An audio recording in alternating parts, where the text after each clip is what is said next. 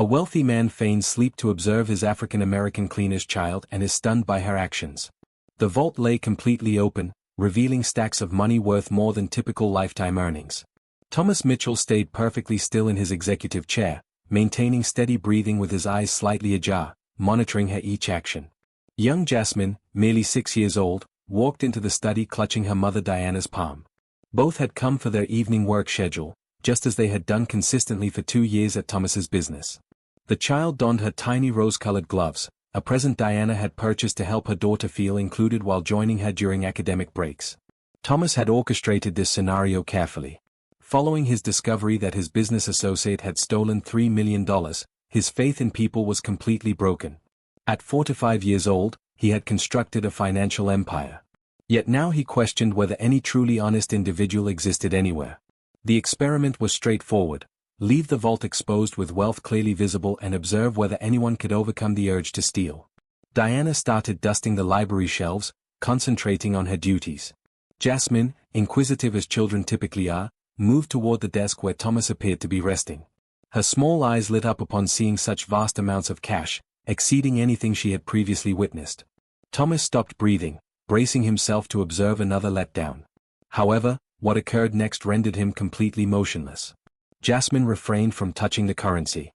Rather, she observed that the notes were scattered and started organizing them meticulously, sorting by value and creating neat piles with the skill of a young financial expert. Her tiny fingers moved with remarkable care, treating the money as something precious. "Mother," she whispered softly, "Mr. Thomas's cash was completely scattered.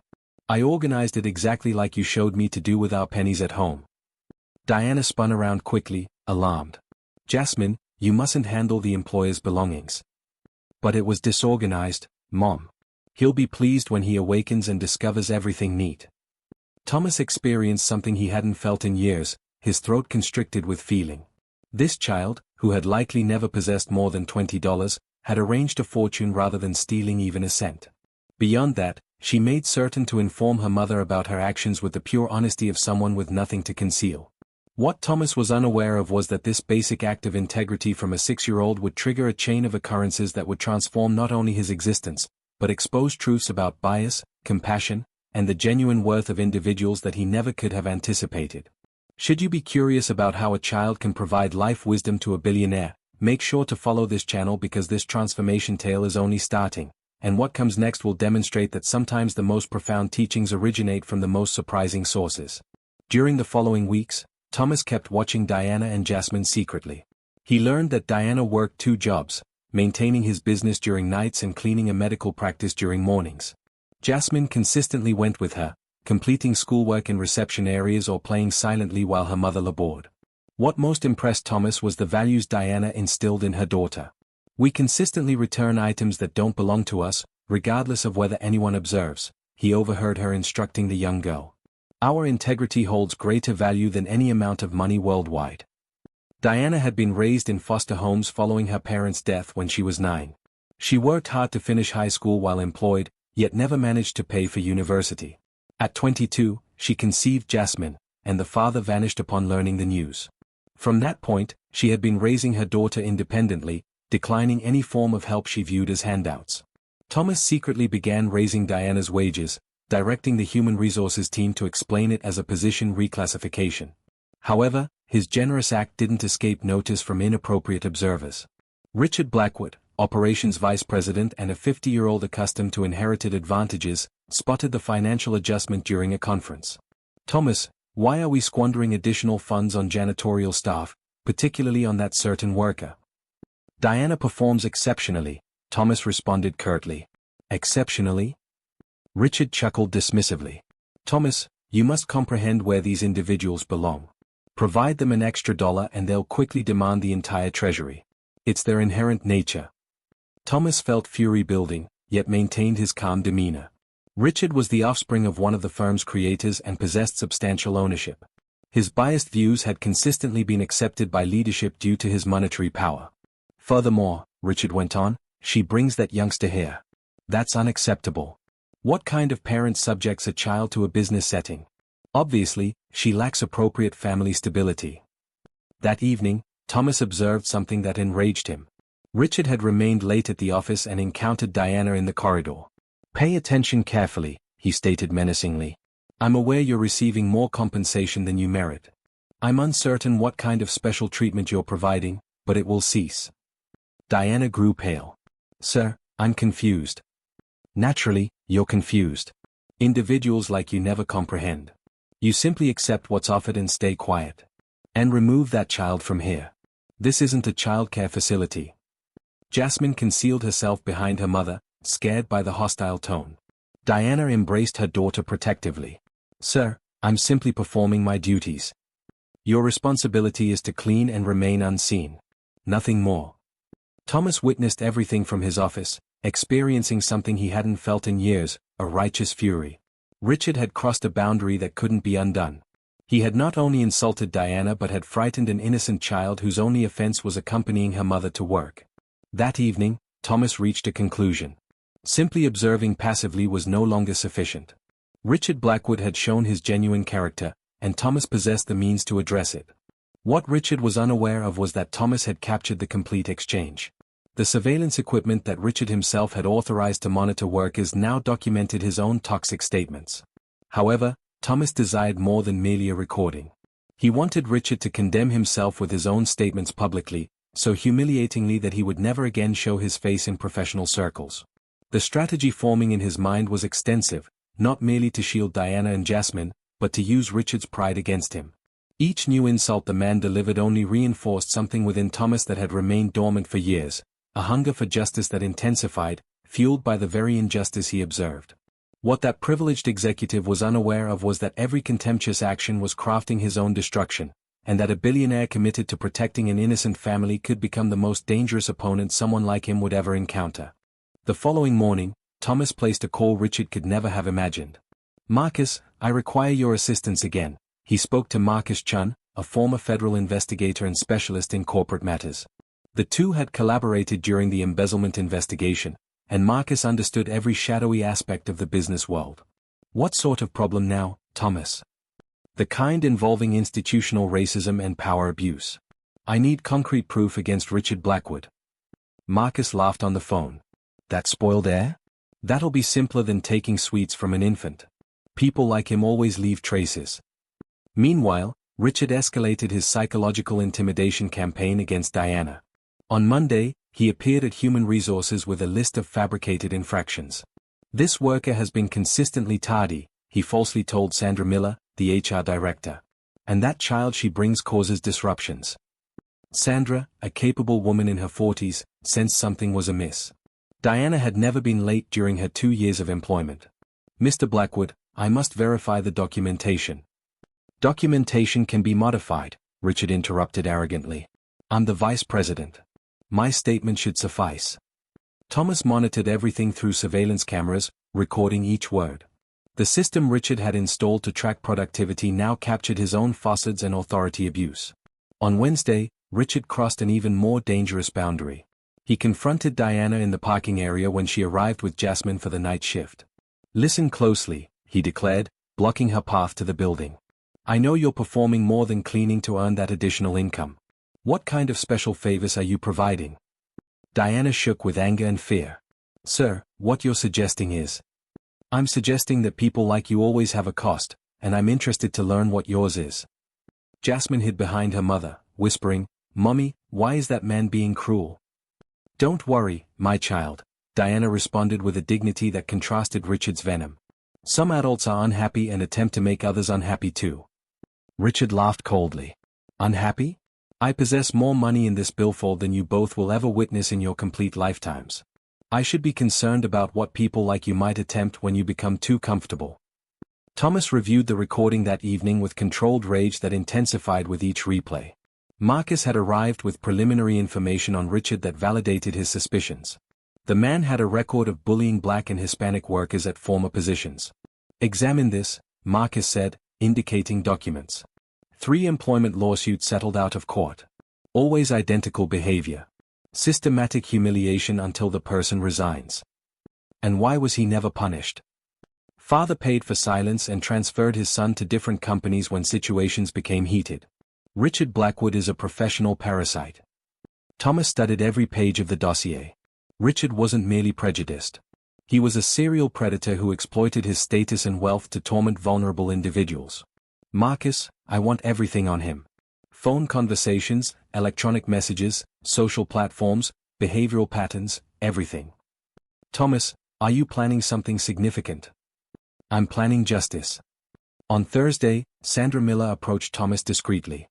Mr. Mitchell, I must discuss Richard Blackwood with you. He's pressuring me to terminate Diana, but I lack any legal justification. I suspect there's something personal occurring. Thomas feigned surprise. What type of pressure? He claims she's violating policies, but when I investigate, I find no evidence. Yesterday, he suggested that people like her shouldn't have access to administrative areas after hours. People like her? Sandra hesitated. Sir, I believe there are discriminatory elements in his behavior. It was the opportunity Thomas needed. Sandra, if you suspect discrimination, you must document everything officially. Launch an internal inquiry. But he's the vice president. And I'm the president. Document everything. That evening, Thomas implemented the second phase of his strategy.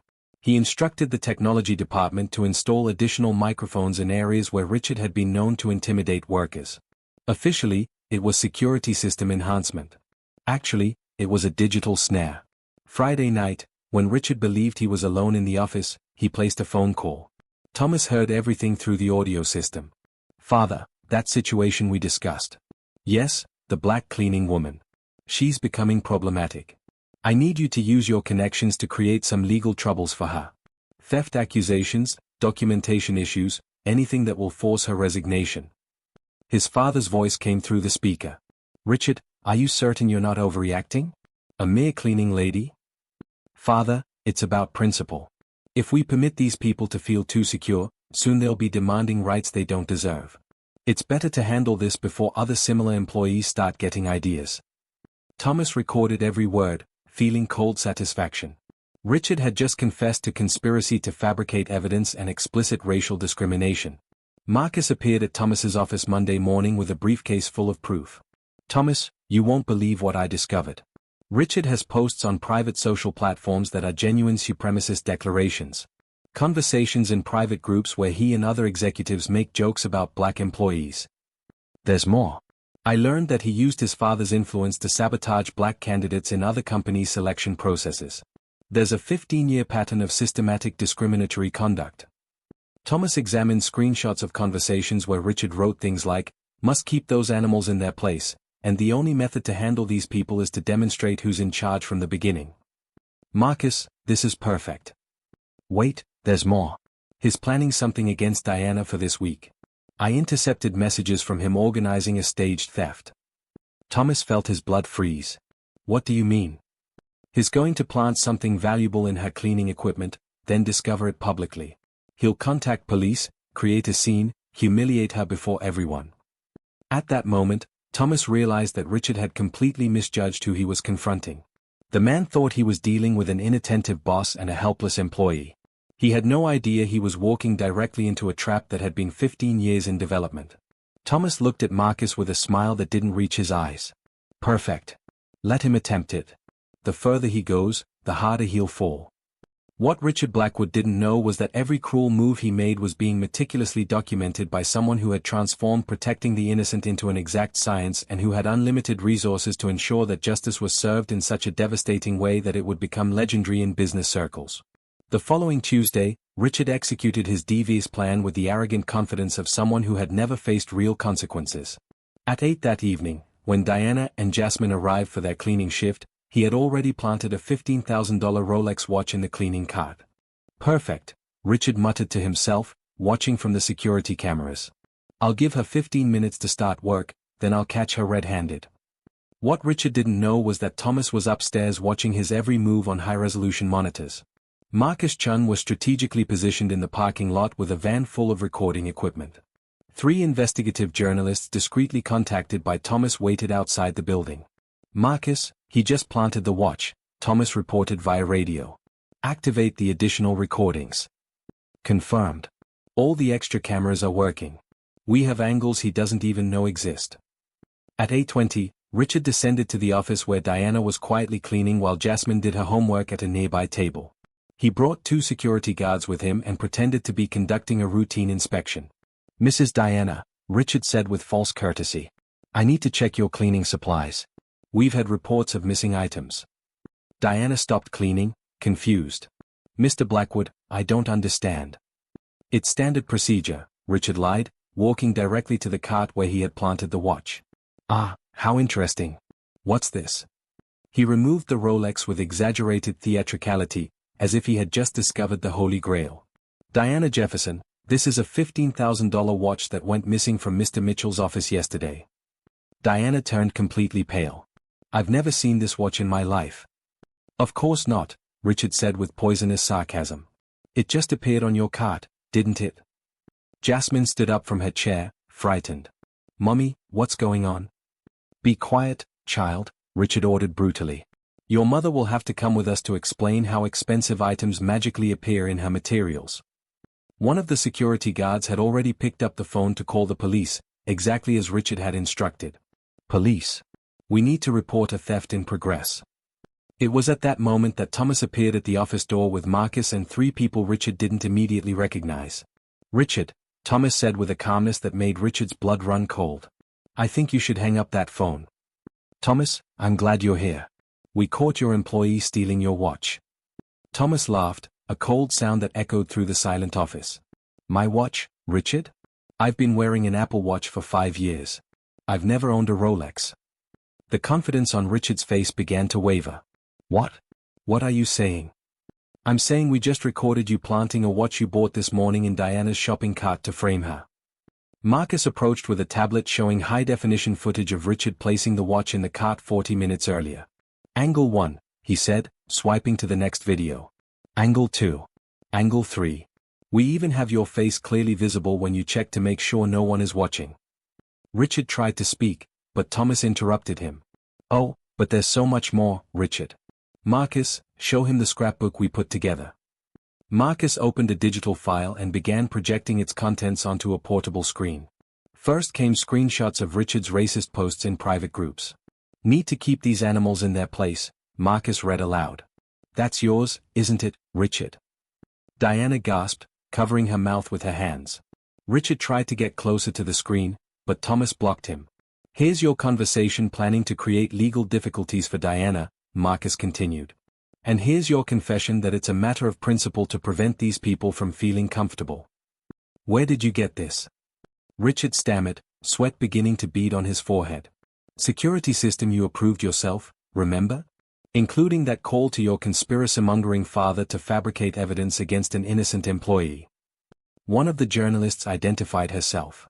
"Jennifer Walsh, Channel 7 News. Mr. Blackwood, would you like to comment on this evidence of systematic racial discrimination and conspiracy to fabricate criminal evidence?" Richard finally understood the magnitude of what was happening. "You can't use that. I have rights." "Of course you do," Thomas said calmly. "You have the right to remain silent because anything you say will be used against you, not just by the police who are already on their way to arrest you for conspiracy and attempted defamation, but also by the press, the company board, and Diana's lawyers." Marcus continued the presentation. "We also have records of your 15 years of systematic discrimination in previous jobs. 3 lawsuits hushed up by Daddy, 8 Black and Latino employees you harassed until they quit. And best of all," Thomas interrupted, "we have recordings of you on cameras you didn't even know existed, including your threats to Diana in the parking lot and your disgusting insinuations." The second reporter stepped forward with a camera. "Mr. Blackwood, how do you respond to the accusations that you used your position to systematically persecute minority employees?" Richard tried to run, but Marcus blocked the exit. "Oh, I almost forgot," Marcus said with a smile. "Your bank account was frozen an hour ago. Your family has already been notified of the contents of the evidence, and the company board has called an emergency meeting for tomorrow morning to discuss your dismissal for cause and possible legal action." Diana, who had remained in shock throughout the revelation, finally found her voice. "Mr. Mitchell, did you know this was going to happen?" "Diana, I knew Richard was prejudiced, but I didn't imagine he would go so far as to try to destroy you with false evidence. When I discovered his plan, I decided it was time to stop watching passively." Jasmine approached Thomas timidly. "Mr. Thomas, Will the bad man stop scaring mommy now? Thomas knelt down to the girl's height. No, sweetheart. He'll never bother you again. Richard, desperate, made one last pathetic attempt. Thomas, we can settle this between gentlemen. My family has significant investments in the company. Had, Thomas corrected him, until 20 minutes ago when the board voted unanimously to force the purchase of all Blackwood family shares. Congratulations. You've managed to ruin not only your own career but also your family's fortune. The police arrived at that moment, but it wasn't Diana who was arrested. Richard Blackwood, said Detective Harris, you're under arrest for conspiracy to fabricate evidence, harassment, racial discrimination, and attempted defamation. As they handcuffed Richard, he looked at Diana with a hatred that finally revealed his true nature. This won't stand. My family has influence. Had, Marcus corrected again, until this morning when the evidence was leaked to all major media outlets. Your father called 2 hours ago asking to be removed from the company's contact list. The third reporter approached Diana. Ms. Jefferson, how does it feel to know that you have been completely vindicated and that your persecutor will face the full consequences? Diana looked at Jasmine, then at Thomas. I feel gratitude. Gratitude that there are people willing to fight for justice even when it would be easier to ignore it. Thomas watched Richard being led away in handcuffs, knowing that the man faced not only prison but complete social and financial ruin. His reputation was destroyed forever. His family had disowned him, and his career had ended so humiliatingly that it would become legendary in business circles. Diana, Thomas said, would you like to talk about a promotion? As Diana smiled through her tears and Jasmine applauded without fully understanding what had happened, it was clear that justice had been served in such a devastating way that it would be remembered for generations, proving that underestimating human decency can be the most costly mistake anyone can make. 6 months later, Diana Jefferson walked through the halls of Mitchell Enterprises no longer as a cleaning lady, but as Director of Human Resources, a position Thomas had created especially for her after discovering her business degree that she had never been able to complete. Her first decision was to implement a scholarship program for employees' children, a program of which Jasmine would be the first beneficiary. Mommy, can I show Mr. Thomas my new drawing? Asked Jasmine, now 7, running through the office that had become her second home. She attended the best private school in town and already spoke fluently about wanting to be a lawyer, to help people like Mr. Thomas helped us. Thomas smiled, observing the complete transformation of their lives. His company had won awards for inclusion and diversity, becoming a national benchmark for hiring black people in executive positions. The Fair Chance program, created in honor of Diana's case, had already benefited more than 200 families. Meanwhile, Richard Blackwood was living a completely different reality. After serving 18 months in prison for racial discrimination and conspiracy, he was released to find that his reputation was completely destroyed. No reputable company would hire him. His wife had filed for divorce, taking half of their remaining assets. His children had changed their last name and refused to speak to him. The man who was once vice president of a large corporation now worked as a used car salesman, earning less in a year than Diana did in 3 months. His racist posts continued to circulate on the internet, preventing any attempt to rebuild his image. Dad Thomas, Jasmine said during dinner at the new house Thomas had bought for them. The teacher asked us to write about our heroes. Can I write about you? Thomas felt tears well up in his eyes.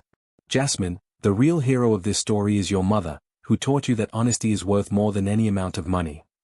Diana took Thomas's hand. No, the hero is the one who had the courage to fight when it would have been easier to ignore it. The following week, Thomas received an unexpected call. Mr. Mitchell, this is CNN reporter Michael Torres. I'd like to do a story on how your company became a model of inclusion after the Blackwood case. The story aired during prime time, showing Jasmine playing in the office where it all began, Diana working in her new role, and Thomas explaining how a 6-year-old had changed his view of justice and humanity.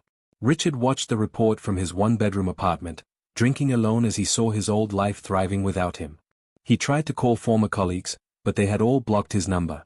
He tried to create new social media profiles, but his racist posts kept resurfacing, haunting him like digital ghosts from his past. 3 years later, on Jasmine's 10th birthday, Thomas made a special announcement during the birthday party. Jasmine Diana, you have changed my life in ways I can never fully repay.